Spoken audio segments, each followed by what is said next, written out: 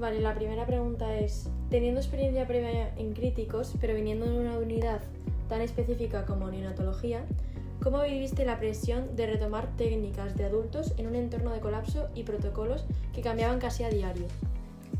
Bueno, en ese momento llevaba 6 años en neonatología. Es verdad que previamente a 2014 mi experiencia había sido en críticos de adultos la mayor parte de mi vida profesional.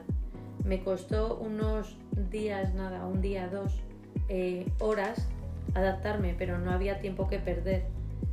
Todo era pues sobre la marcha, ¿no? La presión no fue retomar técnicas de adultos, que enseguida pues las retomé, sino que venía sola por la situación de caos, de desconocimiento y de miedo a lo que nos enfrentábamos. Es verdad que en mi unidad de críticos de adultos nos protegieron en todo momento y eso ayudaba un poco. Los protocolos cambiaban, sí, a veces no había medicación para todos los pacientes y se seleccionaba a quienes había que administrarla según los criterios establecidos.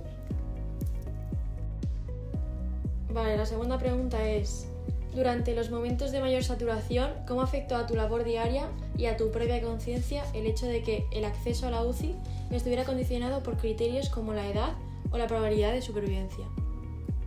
Bueno, esto fue muy complicado, no te ibas con la conciencia tranquila por el trabajo bien hecho. Era una enfermería de guerra.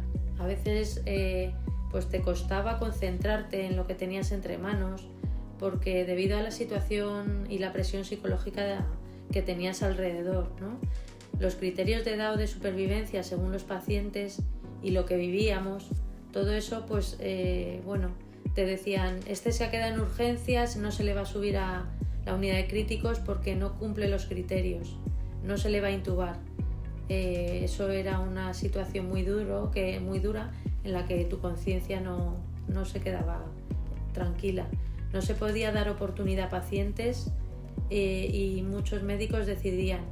Después de esto se desmoronaban tras ver que no les podían dar una salida viable, no había nada a lo que agarrarse y bueno, pues la situación se desmoronaba para los profesionales. La pregunta 3 es, en neonatos el cuidado es inseparable de la familia, pero en UCI de COVID el aislamiento era total. ¿Cómo gestionaste la situación de ver a pacientes sufrir o morir en soledad por cumplir con la seguridad biológica? Sí, en pediatría tenemos la suerte, la verdad, de haber avanzado mucho y no se separa un niño de sus padres hoy día, ¿no? Pero en adultos críticos los pacientes morían solos, sin consuelo, aunque en su mayoría en una unidad de críticos estaban sedados. Daba mucha pena ver a algún familiar que venía a identificarlos cuando ya habían fallecido. Pues fue muy triste, desolador para los profesionales. En neonatos también vivimos padres infectados por COVID que no podían bajar a ver a sus hijos enfermos recién nacidos. Hubo que crear protocolos por alguno de los casos concretos en los que los recién nacidos estaban muy malitos y los padres querían bajar a verlos y no podían. La cuarta pregunta es, ¿hubo alguna situación concreta donde sentiste que lo que dictaban los protocolos institucionales o de triaje chocaba directamente con lo que tú, como enfermera, considerabas que era el deber de cuidar o lo mejor para el paciente? Sí, bueno, la situación en general fue muy dura. Por supuesto, nos dimos cuenta que habíamos seguido protocolos que luego, posteriormente, al cabo de unos días, vimos que perjudicaban a los pacientes. Los protocolos cambiaban según pasaban las semanas porque teníamos medicación para un protocolo y de repente había que dejarla de administrar porque no había medicación suficiente o porque salía otro protocolo. La verdad es que no hicimos lo mejor porque es que era imposible cuidar con la presión asistencial que teníamos. Sacábamos el trabajo y cuidábamos lo mejor que podíamos con lo que teníamos. Pero bueno, por eso ahora el que las UCIs de adultos no tengan puertas abiertas 24 horas, pues la verdad es difícil de entender después de lo vivido, ¿no? Que se sigan manteniendo las visitas en horarios concretos. Eso pues todavía está un poco anticuado.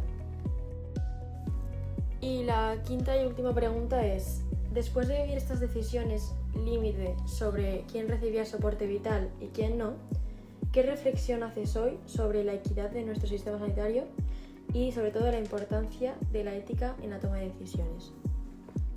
Bueno, fue una decisión bastante compleja, como sabemos, como digo, fue un poco medicina de guerra y bueno, pues yo perteneciendo al Comité de Ética Asistencial de mi hospital, no me enorgullece de decir que no hemos aprendido mucho, porque tras asistir a jornadas sobre el COVID y en las que se hablaba de ética, de lo que se hizo y cómo se decidieron las cosas, sabemos que no se hizo bien, sabemos que se debían de haber hecho las cosas de otra manera, no se pudo, pero bueno, no se han establecido después protocolos o se han tomado decisiones para el futuro, con lo cual, pues bueno, te das cuenta que en ética las decisiones son relativas, depende del análisis que se haga, hay que valorar todos los puntos de vista relativos al paciente y es difícil decidir lo que es equitativo o justo, porque bueno, en este caso fue injusto para los pacientes, fue injusto para los profesionales y bueno, era una situación difícil para todos.